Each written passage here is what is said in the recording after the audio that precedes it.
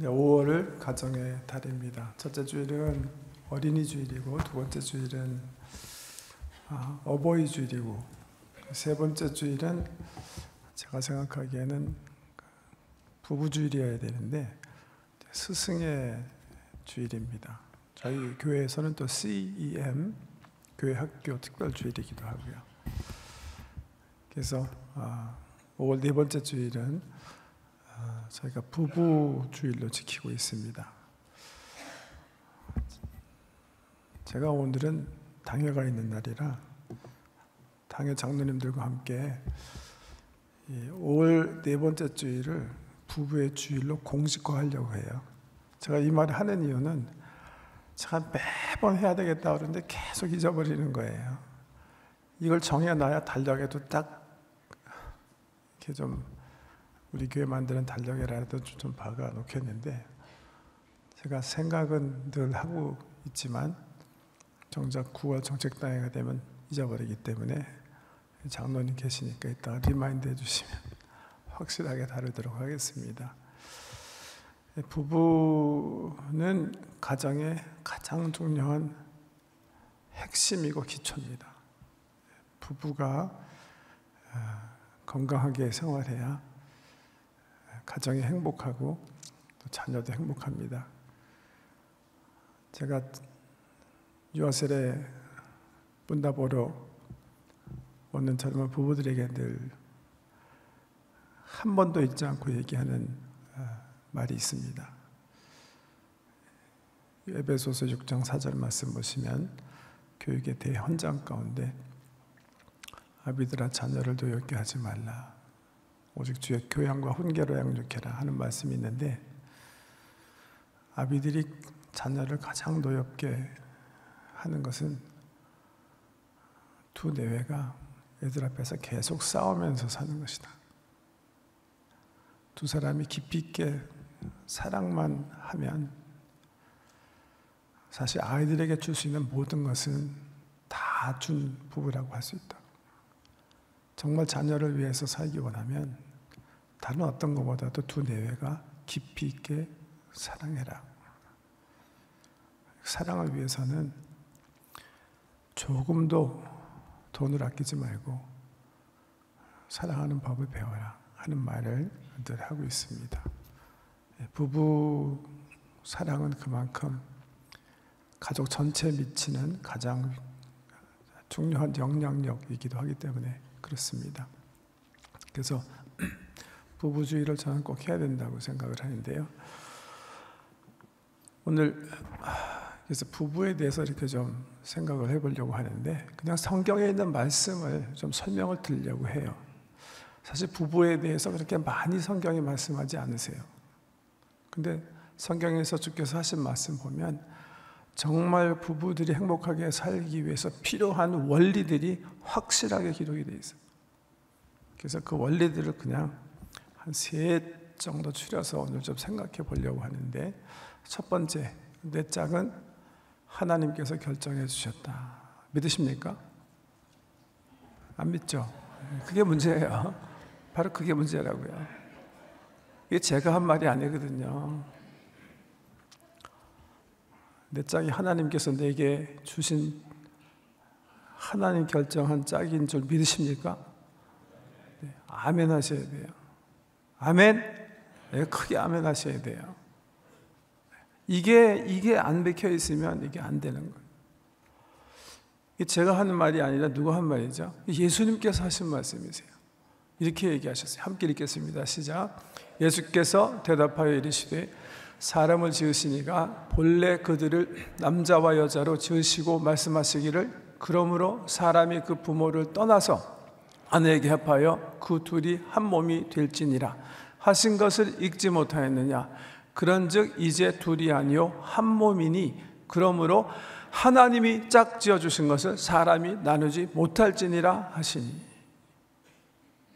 예수님께서 하신 말씀이에요. 근데 실질적으로 유대인의 그 풍습을 보면, 세상적으로 보면 아이들의 결혼을 누가 결정해요? 거의 부모가 결정해요. 그냥 남자 여자 아이가 서로 보지도 못했는데 양가 부모가 우리 결혼시킵시다. 그럼 그냥 하는 거예요, 유태인 전통은. 물론 성경에서 보면 자유연애도 해요. 누가 그렇게 해서 결혼했죠? 예를 들면 야곱 같은 사람이. 물론 야곱의 경우도 그 성경을 읽어보면 딸 라헬, 레아 선택해서 주는 권한은 누가 있어요? 부모에게 있어요. 성경에 보면 자유연애도 있고 부모가 어레인지하는 결혼이 기록되어 있어요. 그게 유대인의 전통이에요. 당연히 유대인이신 예수님께서 그걸 몰랐을 리가 없어요. 분명히 이렇게 우리 육체적인 눈으로 보면 자유연애해서 서로 만나고 중매해서 만나고 부모끼리 알기 때문에 만나고 이렇게 해서 한 쌍의 부부를 이뤄요. 근데 주님은 이렇게 얘기하시는 거예요. 그런 모든 과정은 하나님께서 사용하시는 매체에 불과하고 그 뒤에는 하나님 창조적 계획이 있다. 그래서 그렇게 고백하고 믿으셔야 돼요. 어떤 과정을 통해서 내가 내 짝을 만났던 지금 내 짝과 함께 살게 하신 한 분은 나를 창조하신 하나님이시다. 이게 돼야 그 다음에 내가 사는 사람이 하나님께서 내게 맡기신 내가 잘 섬겨야 하는 나는 청지기로서 내가 잘 돌봐야 하는 한 인격체, 한 다른 개체인 것이 인정이 되는 거예요.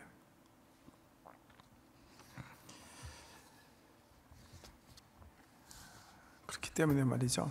성경은 우리 예수님 이렇게 얘기하세요. 이혼은 하나님 뜻이 아니다 이렇게 얘기하고 계세요. 이혼을 밥 먹듯이 얘기하는 거 정말 제가 최근에 어떤 젊은이가 다툼이 심해서 왔는데 말할 때마다 너 그럴래 위험해 이건 거예요. 제가 심하게 야단쳤어요. 이혼이라는 말은 한 번 입에서 내뱉으면 열매를 이룰 수 있을 때 하는 말이지, 그렇게 내가 남편이 싫어하는 거 시켰다고 해서 그럴래 위험해 할 때 사용하는 말이 아니야. 하나님께서 짝지어 주신 것을 말이죠, 조건부로 삼아가지고서는 협박할 수 있는 어떤 그런 것들이 아니라는 거죠.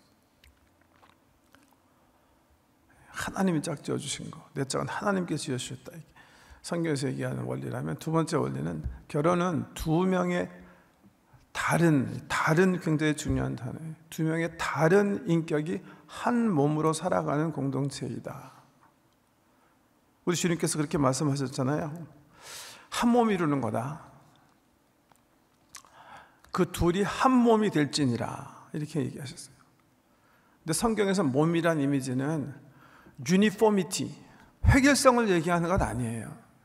그렇죠? 고린도전서는 로마서에 보면 우리 교회 공동체를 한 몸으로 표현하시면서 뭐라고 그러죠? 각 지체는 다 다르다, 다른 기능을 가지고 있다. 각 지체가 다 독특하다 그렇게 얘기했죠. 모든 지체가 다 똑같다, 획일적이다 그렇게 얘기하지 않았거든요. 결혼 공동체, 부부 공동체도 마찬가지입니다. 결혼은 두 명의 다른 인격이 한 몸으로 살아가는 공동체이다. 다르다는 말이 참 그래서 굉장히 이렇게 중요한 말이라고 저는 생각하는데, 다름을 그래서 보세요.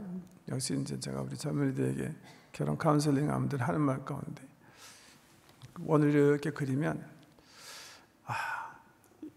같이 정말 이렇게 비슷한 부분 한 10%, 다른 부분이 한 90%. 부부가 행복하게 살기 위해서 가슴에 새겨야 하는 원리 중에 하나가 다름을 틀림으로 오인하면 안 된다는 거예요. 각각 다른 거예요. 하나님께서 독특하게 만드셨기 때문에 다를 수밖에 없는 거예요. 결혼은 다름을 셀리브레이트 하는 거예요. 그러니까 결혼의 관점에서 한 공동체를 이룬다는 말은 유니포미티가 아니라 획일성이 아니라 Unity in Diversity, 다양성 속의 조합 혹은 연합으로 생각해야 돼요. 회계성이 아니에요. 같아져야 되겠다 그렇게 생각하면 안 돼요. 같아진다는 말은 한 개체가 사라지는 거예요. 결혼 공동체는 개체가 사라지는 게 아니라 두 다른 공동체가 다름을 셀리브레이트, 경축하는 것이다. 이런 연합이다. 그렇게 이해해야 되겠다는 거예요. 한 몸을, 근데 이 두 다른 개체가 한 몸 이루는 게 결혼이라고 하셨기 때문에 세 번째 중요한 것은 이건데요. 한 몸을 이루기 위해서 아주 중요한 것 중에 하나는 과거 청산이다, 이렇게 이름 지어봤는데요. 이것도 우리 성경 말씀에 있는 거예요. 보세요. 예수께서 대답하여 이르시되 사람을 지으시니가 본래 그들을 남자와 여자로 지으시고 말씀하시기를 그러므로 뭐예요? 사람이 그 부모를 떠나서, leaving입니다. 떠남. 아내에게 합하여 그 둘이 한 몸이 될지니라. 이 부모를 떠난다는 말, 이거 저는 굉장히 영적으로 중요한 말이라고 생각해서 오늘 사실 설교의 어떤 가장 중요한 내용이 3번 내용 중에 부모를 떠남이라는 부분에 대해서 좀 말씀을 드리려고 하는데요. 부모를 떠나서라는 말의 의미, 물론 아닌 것은요, 부모 공경하지 말라는 말도 아니고 효도하지 말라는 말도 아니에요. 이거는 부모 공경하고 효도하는 것은 하나님께서 너무 중요하시기 때문에 정말 하늘의 천륜으로 십계명 가운데 가장 사랑관계에 있어서 중요한 계명으로 박아놓으신 거예요.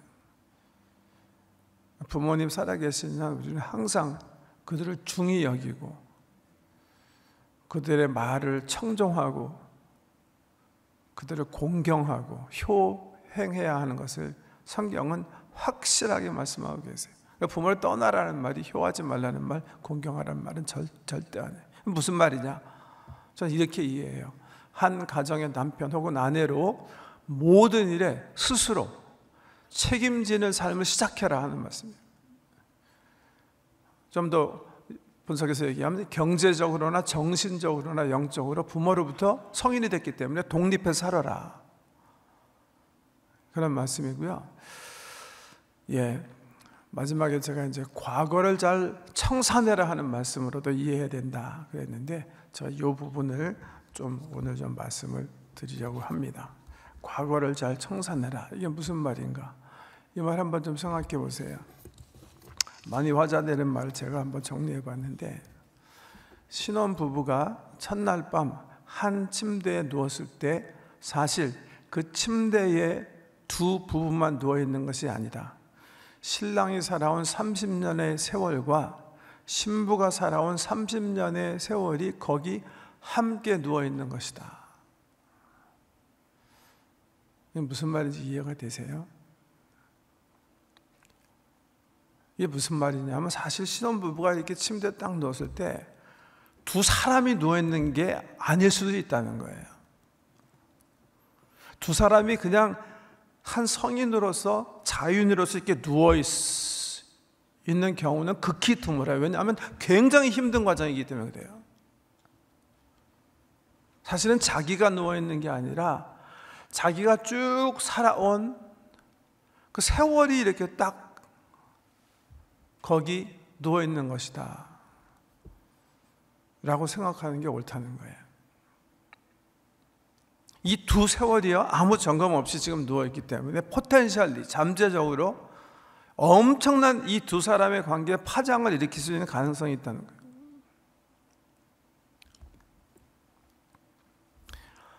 뭐가 누워있는 것 같은가? 특별히 이제 이 잠재적으로 두 사람이 충돌할 수 있는 가능성 가운데 중요한 것들만 몇 개 적어봤어요. 가치관이요, 가치관. 30년 동안 신랑이 중요하다고 생각하고 믿고 의지하고 행동에 옮긴 그 가치관, 그 가치관의 순서와 이 신부가 중요하다고 생각하고 계속 추구하고 그 기준대로 행동한 거랑 다른 거예요. 한 사람은 돈이 굉장히 중요하다고 생각해요. 돈을 이렇게 써야 된다고 생각해요. 어떤 사람은 반대에 있는 사람은 나는 친구가 돈보다 훨씬 중요하기 때문에 교제하는 게 굉장히 중요하다고 생각해요. 한 사람은 다른 어떤 것보다도 하나님 잘 섬기는 게 중요하다고 생각해요. 한 사람은 다른 어떤 것보다도 가정여행 잘 가는 게 굉장히 중요하다고 생각해요. 자기도 모르게 30년 동안 자기가 중요하다고 생각하는 그런 가치관들, 형성된 가치관들이 거의 누워있는 거예요. 기대치도 마찬가지예요.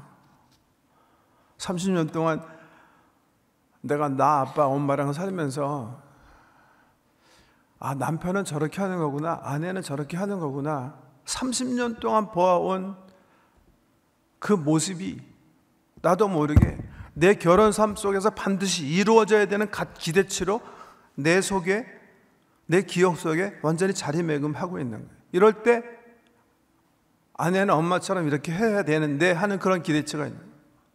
아빠처럼 이렇게 해야 되는 거 아닌가 하는 기대치가 서로 다른 문화권 속에서 다른 가정에서 살았기 때문에 그 기대치가 함께 누워있는 거예요. 습관과 전통, 반복 속에서 형성된 나의, 제가 성깔 그렇게 적었는데요, 의도적이에요.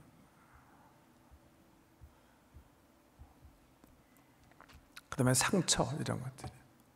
저희 이 부분을 설명드리기 위해서 예를 들어서 좀 한 가지 말씀드릴게요. 제가 이렇게 이 슬라이드 좀 젊어서 좀 잘 배워하고 잘 만들었으면 참 좋을 텐데, 제가 이렇게 표현하려고 하는 것을 슬라이드를 만드는 기술이 없어요. 그래서 제가 그냥 제 주먹을 사용해서 설명드릴게요. 여기죠. 굉장히 폭력적인 아빠가 있고 폭력을 늘 받고 사는 피해자 의식이 강한 엄마가 있어요. 두 자녀가 살고 있어요. 아빠가 언어적으로 좀 이렇게 언어 폭력적인 분이던, 정말 이렇게 실질적인 폭력을 사용하는 분이고, 굉장히 이렇게 강압적이고 압도적인 어떤 그런 성품의 사람이라 굉장히 주도적으로 자기 고집대로 지금 패밀리를 운영하고 있어요. 이럴 경우 두 아이 중에 한 아이는 반드시 이런 생각을 하면서 성장해요. 정말 아빠 나쁘다. 엄마 정말 불쌍하다. 근데 이 두 아이 중에 힘 있는 애가 어떻게 하냐면, 아빠가 계속 공격할 때 드디어 힘이 생긴 이 아이가 아빠의 화를 인터셉트해요. 엄마가 제대로 싸움을 하지 못하기 때문에 아이가 대신 싸움하기 시작하는 거예요. 누구랑? 아빠랑. 마음속으로는 정말 아빠 정말 나쁜 사람이다. 나는 결혼하면 절대 저렇게 살지 말아야지. 난 정말 아빠처럼 되지 말아야지 라고 강하게 잘 생각했는데, 이 폭력성의 아빠와 배치해서 엄마를 보호하기 위해서 얘는 어떻게 돼요? 아빠랑 싸우는 역할을 감당해요. 이게 지속적으로 반복돼서 얘는 어떻게 되는 거죠? 실상으로는 아빠처럼 되기 싫지만 얘는 딱 아빠 같은 사람 되는 거예요. 근데 동생이 보니까 아빠가 엄마 괴롭히고 항상 폭력적이어서 기분이 안 좋고 항상 불안하게 사는데, 이제 형까지 달려들어서 또 싸움하는 거예요. 그러니까 얘가 형을 말리면서, 형아 왜 그래? 그러니까 형이, 너는 자식아 모르면 가만히 있어. 아빠 싫어하지만 아빠와 싸우면서 형성된 성격 가지고 동생까지 제압하는 거예요. 그래서 어떻게 되는 거예요? Like father, like son. 한 사람은 똑같이 아빠처럼 되고, 또 한 사람은 계속 빅팀, 피해자인 엄마처럼 되는 거예요. 나도 모르게 그렇게 되는 거예요. 되고 싶어서 되는 거 아니에요. 이것이 가정심리학자들이 가장 많이 이해하는 인터랙셔널 티오리라는 거예요. 실질적으로 심리 상담자들이 가장 많이 살펴보려고 하는 것도 바로 이 픽처예요. 형성된 거예요. 형성되어지는 거예요. 이런 사람이 지금 나 아빠처럼 되지 말아야지, 나 엄마처럼 이렇게 맞고 살지 말아야지 하고 그냥 침대에 누워 있는 거예요.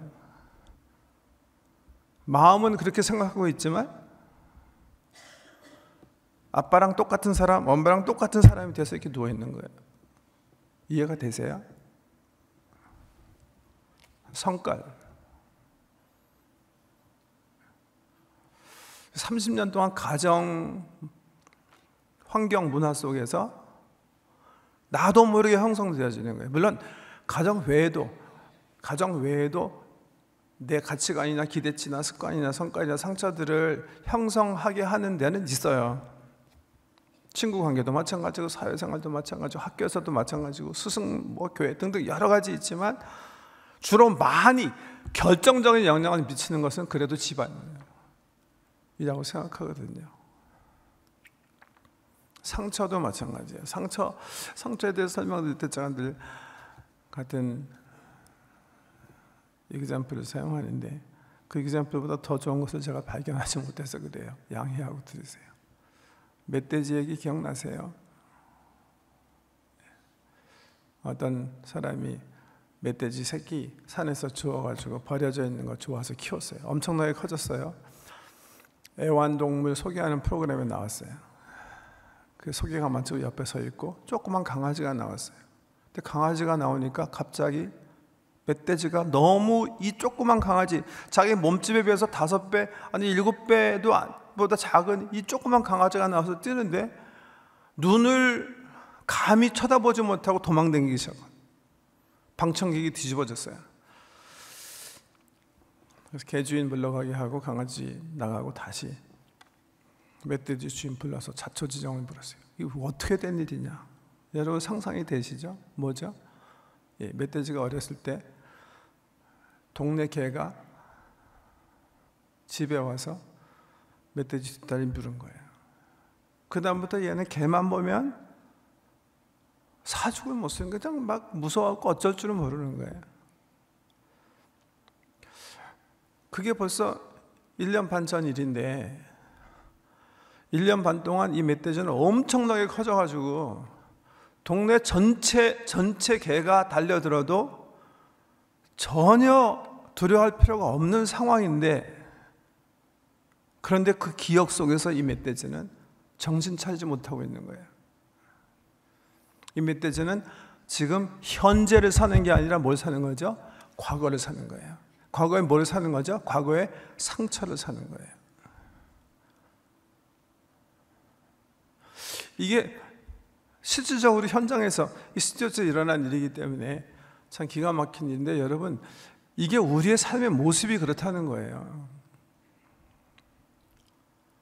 우리가 과거에 이렇게 저렇게 하나님처럼 온전한 사람, 온전한 사랑을 줄 수 있는 사람과 살지 못했기 때문에 우리가 받은 상처들이 있어요. 근데 사실 많은 사람들이 자기가 무슨 상처가 있는지도 모르고 그 상처를 사는 거예요. 누구처럼? 멧돼지처럼. 그 실질적으로요, 보세요. 두 부부가 이렇게 한 침대에 누워있잖아요. 이런 것들이 누워있다니까요. 30년 동안 계속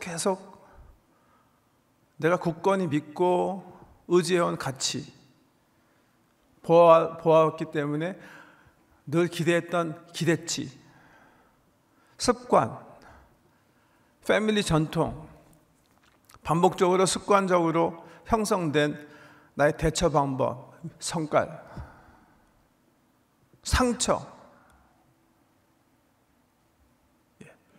상처의 종류가 참고로 뭐뭐 있죠?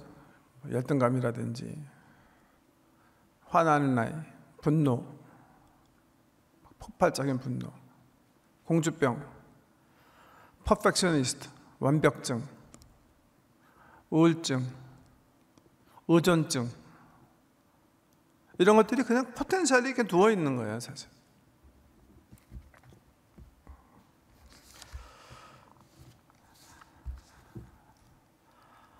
그런데 이런 상처를 가진 사람을 하나님께서 너무 잘 아시는데, 이 두 몸을 하나님께서 한 몸으로 살라 이렇게 말씀하시는 거예요. 한 몸을 이루기 위해서 중요한 것 중에 하나는 과거 청산인데, 보세요. 제가 적어봤어요. 과거 청산이 필요한 이유는 내가 과거를 살지 않고 현재를 살기 위함이며, 부모가, 저 코트했어요. 예? 내 과거가 내 삶을 살게 하는 것이 아니라 내가 성년이 되었으므로, 저는 이 단어 굉장히 좋아해요. 자유인으로 내 스스로의 삶을 살기 위함이다. 내 거를 살아야 되잖아요. 내 과거의 상처를 살면 안 되잖아요. 내가 내 삶을, 내가 자유인이니까 내가 하나님께서 나에게 주신 삶을 내가 살아야 되잖아요. 과거의 상처에 매이지 않고 현재를 살기 위함이며, 과거 습관에 매이지 않고 하나님의 말씀을 살아내기 위함이다. 이게 무슨 말이냐면, 사실 우리 그리스도의 사람들이 하나님의 말씀을 살아야 되잖아요. 그래야 거기에 참 행복이 있지 않습니까, 여러분? 그렇기 때문에 우리가 말씀 묵상하는 거 아니에요? 살아내기 위해서요. 근데 묵상해도 잘 살아내지 못하는 경우, 들여다보면 많은 경우가 뭐예요? 과거가 나를 살고 있기 때문에. 그래서 과거 청산이 굉장히 중요한 거예요.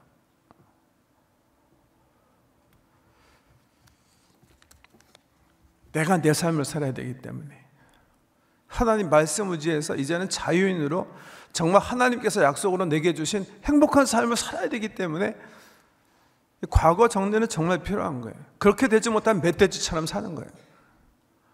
그럴 필요가 없는데 계속해서 내 상처가 나를 살게 해가지고 불쑥불쑥 화내고 불쑥불쑥 뒤집어 엎고, 내가 원치 않는데 내 아버지처럼 살고, 내가 원치 않는데 내 엄마처럼 살고, 그들이 내게 습관적으로 내 상상력 속에 넣어준 그 상처와 잘못된 습관들을 살아내는 거예요. 그래서 전 주님께서 그렇게 얘기하셨다. 우리 하나님께서요, 아니 우리 예수님께서 얘기하신 게 아니라 사실은 예수님 인용하신 거고, 우리 하나님께서 창세기 보면 제일 처음 하신 것이, 사람을 위해서 하신 것이 가정을 만들어 주신 거예요. 부부 결혼식 하시는 거잖아요. 결혼 주례하시면서 하신 예수 하나님의 주례사잖아요. 그게 뭐예요? 그러므로 사람이 부모를 떠나, leaving parents. 저는 그래서 이 부모를 떠난다는 말은 굉장히 깊이 있는 말씀이다 생각해요. 부모가 내게 물려준 모든 좋지 못한 정신적, 감성적 유산을 잘 정리할 줄 알아야 된다. 개체로, 정신적으로, 정서적으로 독립된 개체로 살기 위해서 필요한 과정이다. 그렇게 저는 이해해요. 과거 습관에 매이지 않는 게 중요하다고 했는데, 과거를 청산하는 게 중요하다고 했는데, 과거 청산 어떻게 하는 건가? 이거예요. 과거 청산은 과거를 인식하는 데서 시작이 되며, 반복적으로 보다 정확하게 인식하면 인식할수록 과거의 영향권 속에서 빠져나오게 된다. 이해가 되세요? 좀 아까 우리 멧돼지 얘기했으니까 멧돼지, 좀 아까 우리 핵가정 4명 식구 얘기했으니까 똑같이 적용할 수 있는 거예요. 어떻게 하면 like father, like son으로 살지 않을 수 있을까? 어떻게 하면 내가 멧돼지니까 멧돼지로 현재에 살 수 있을까? 과거에 다른 동네 개한테 물린 멧돼지로 살지 않고 이제 맷집이 큰 멧돼지로 오늘 현재 살아갈 수 있을까? 중요한 게 있어요. 자기에게 무슨 일이 일어났나 내가 얘기할 수 있어야 돼요.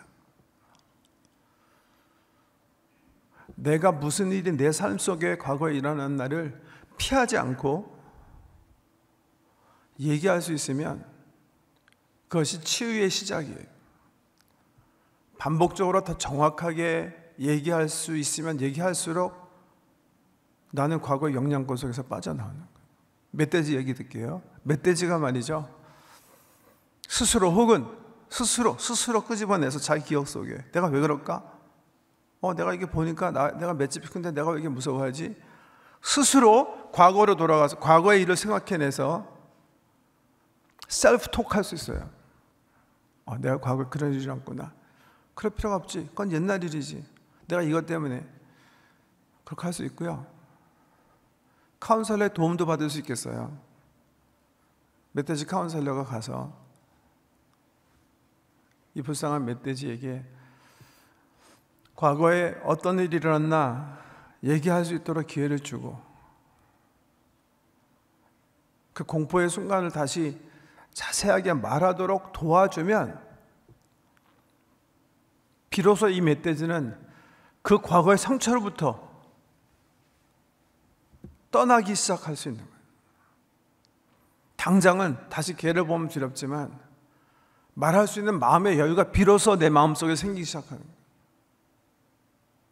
내가 지금 두려워하는 거는 1년 전에 내가 물렸기 때문이야.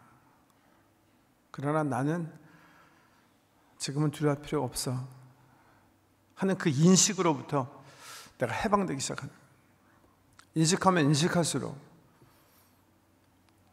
더 정확하게 내 스스로 내가 내 이야기를 할 수 있으면 있을수록 나는 과거 영향권 속에서 빠져나오는 거예요.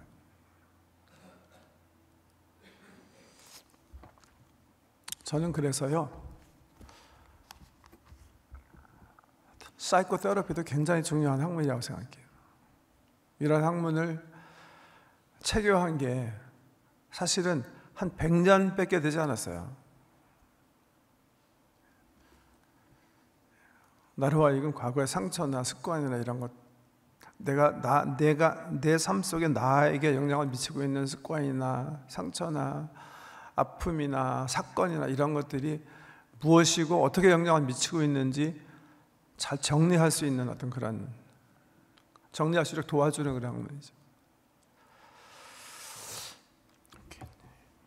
내 삶을 살기 위해서 내가 내 삶을 살면서 둘이 한 몸이 돼야 되기 때문에 내가 살기 위해서 과거를 청산하는 게 중요하다 말씀을 드렸고요.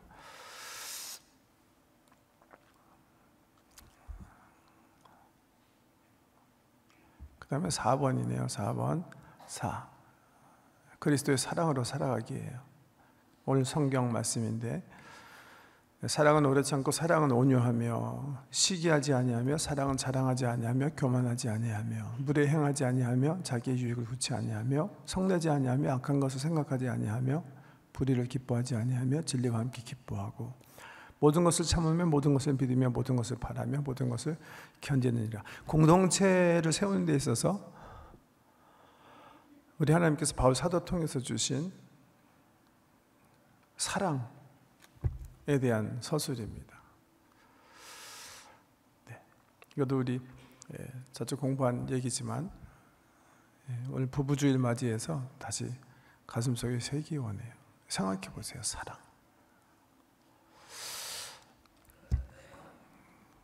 첫째 뭐예요? 행동이죠. 행동이에요. 느낌 아니에요. 다시 보세요. 여기 요거 보세요. 행동이고 의지고 헌신이다. 세 단어만 가지고 보세요. 인가 아닌가. 일단 다 동사형이에요. 예? 사랑은 오래 참는 것이다. 내가 취하는 또 선택해야 하는 행동이다. 온유다. 길들여진 습관이다. 않는 것이다. 자랑하지도 않는 것이고 시기하지도 않는 것이고 교만하지도 않는 것이다. 무례함을 범치 않는 것이다. 행동인데 내가 선택해야 할 의지고 이게 오래 참아야 되기 때문에 굉장히 나의 헌신이 필요한 것들이다. 이렇게 말씀하고 계세요. 보통 세상에서는 사랑을 느낌으로 생각하죠. 느낌 아니라는 거예요. 감정으로 생각하죠. Something you have, something you don't. 아니라는 거예요. 실질적으로 제가 이제 꼭 우리 결혼하는 부부들에게 읽히는 책 Road Less Traveled, 사람들이 가지 않는 길인가, 한국말로도 번역된 책인데요.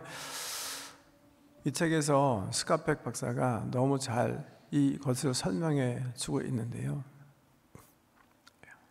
사실 느낌과 감정은 사랑에 빠진, 우리가 보통 두 남자가 사랑, 자유연애할 때 사랑에 빠졌다. 이 스카펙은 self inflation을 봐요. 부풀리기. 내 속에 호르몬이랑 뭐 엔돌핀이나 이런 것들이 돌기 시작해가지고 상대를 보지 않고 저 사람이랑 같이만 살면 나는 영원히 행복할 거야. 부풀린 생각이 바로 falling in, 사랑에 빠지는 거다.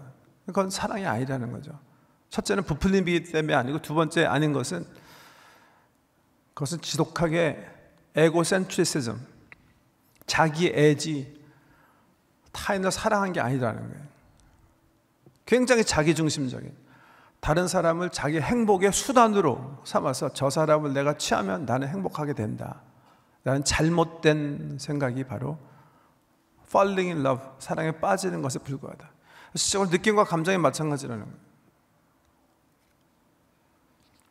성경에서 얘기하는 사랑은 느낌도 아니고 감정도 아니고 사랑에 빠지는 것도 아니에요.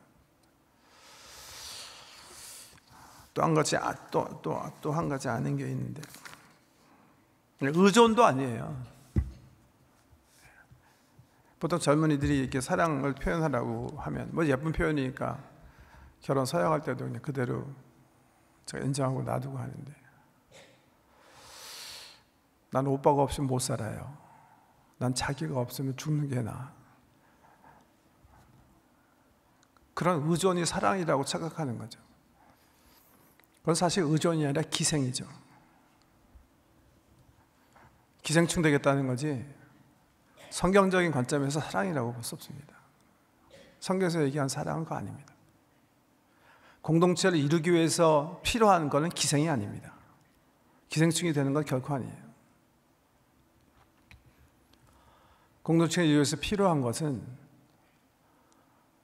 의지고 행동이고 선택이고 희생이에요.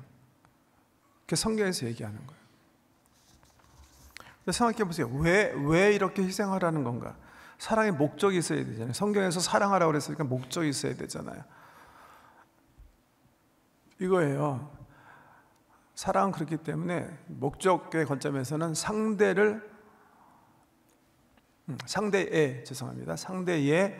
성숙을 위한 나의 피나는 헌신이다. 내가 저 사람을 사랑하는 이유는, 내 아내를 사랑하는 이유는 저 사람이 성숙하게 하나님께서 원하시는 예수 그리스도의 형상을 닮은 사람으로 삶을 살게 하기 위함이다, 이렇게 생각하시면 돼요. 보세요. 사랑은 오래 참는 거다. 전제가 뭐죠? 내 주변에 있는 사람들, 나와 공동체 이룬 내 아내, 내 남편이 뭐예요? 참기 어려운 사람이겠다 라고 전제하고 있는 거예요. 온유해라 하는 말은요, 나를 분노하게 하는 사람이라는 거예요. 그걸 전제로 하고 있는 거예요. 그거 아니면 얘기할 필요가 없는 거죠. 나의 깍듯한 예의를 던져버릴 만큼 잘못된 사람이라고 거기 왜 끝까지 믿으라고 그래요? 못 믿을 짓을 할 사람이기 때문에 그래요. 대전제를 놓고 지금 말씀하시는 거예요. 근데 왜 하라는 거죠? 왜 끝까지 하라는 거죠? 이 사람이 변할 때까지 하라는 거예요. 언제까지? 그리스도가 될 때까지. 그리스도가 될 때까지. 사랑의 목적은 그렇기 때문에 actualization of my spouse예요. 하나님께서 나에게 짝지어 주신 사람을 하나님께서 원하시는 성숙한 분량으로 끝까지 참고 견뎌서 만들어주는 역할. 그러고 보니까 또 하나의 목적이 있죠. 내가 오래 참아야 돼. 내가 온유해야 돼요. 내가 나를 위해 살지 않고 내 상대를 위해 살아야 돼요. 그건 뭐죠? 나의 성숙이에요. 나의 성숙. 그러니까 남을 위해서 그렇게 살라는 말은 사실은 네가 계속 변해라 이런 말이에요. 그래서 사랑은 뭐예요? 성숙이에요. 성숙. 성장 과정이에요. 지속적으로 내가 헌신해서 상대를 위해서 상대를 성숙하게 해주고 내 스스로가 성숙하게 하는 사랑의 길을 선택해서 내가 성숙해 가는 거예요. 그러니까 사실 하나님께서 부부 관계를 하나님께서 제정하신 이유가 뭡니까? 왜 우리로 하여금 부모로 살게 하셔서 그렇게 아이들 날 때부터 죽음을 통해서 결별할 때까지 계속 걱정하고 염려하고 사랑하게 하시면서 아프게 하셨을까?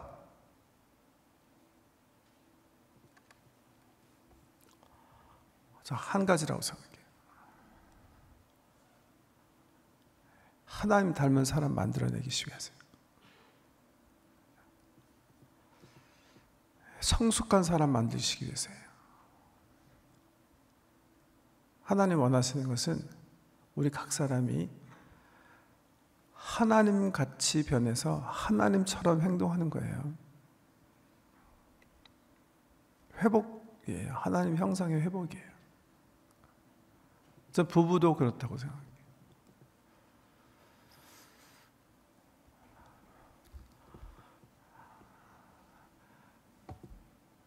제가 30년 목회 생활하면서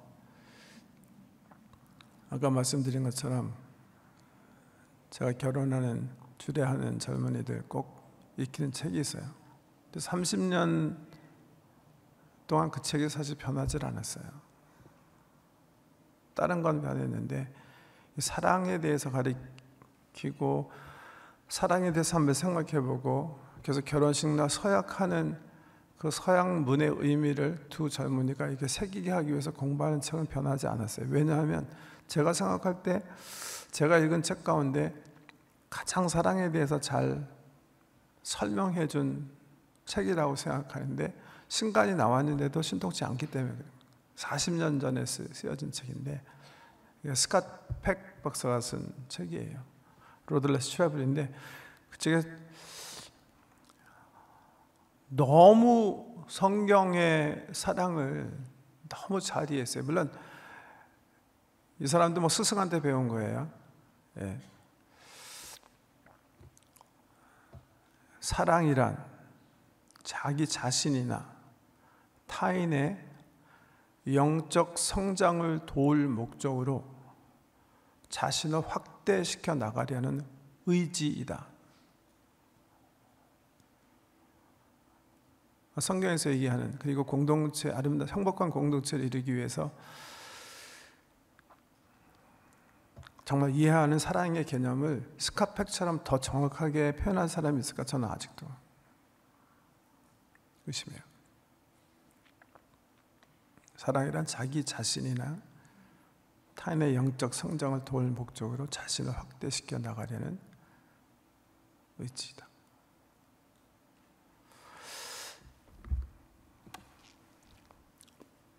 결론, 사랑해가 맞아요? 사랑할게가 맞아요? 할게인가요? 사랑해가 맞아요? 사랑할게가 맞아요? 오케이, 사랑해가 맞다고 생각하는 사람, 사랑할게가 맞다는 사람, 사랑할게가 맞는 거라고 저는 생각해요. 예, 오늘 한번 좀 한 5년 전에인가요? 부부 생활에 대해서 행복한 부부 생활의 길 그래갖고 한 8번 설교한 적이 있는데 저는 부부 생활이 굉장히 중요하다고 생각해서 말씀을 드렸는데 말씀 다 마치고 나서 어떤 분이 저는 혼자인데요. 그렇게 얘기하지 마시고 그럴 수도 있겠구나. 먼저 떠나신 분들도 많으시고 또 독신으로 사시는 분이 많으실 텐데 그런 생각을 했습니다마는 짧게 그냥 중요하다고 생각하는 원리 3개 말씀드렸어요.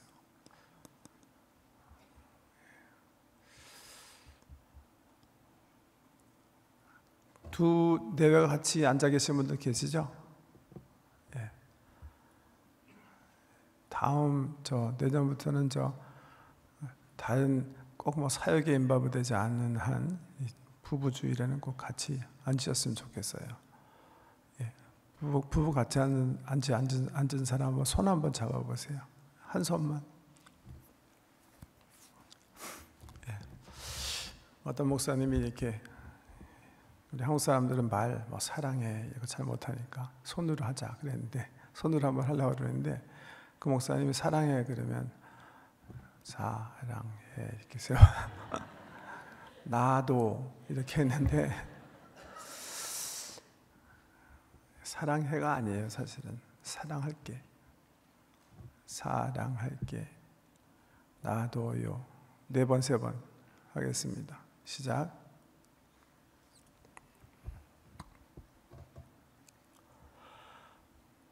아멘. 기도하겠습니다. 아버지 하나님, 하나님의 거룩한 계획 가운데